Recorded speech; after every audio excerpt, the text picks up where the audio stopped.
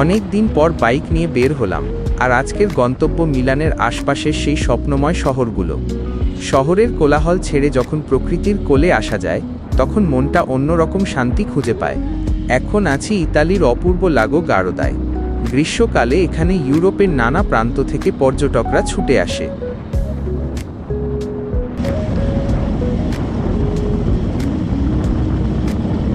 রাস্তার ধারে সবুজ মাঠ, ছোট ছোট গ্রাম, আর দূরে পাহাড়ের দৃশ্য, সব মিলিয়ে এক অন্য জগৎ।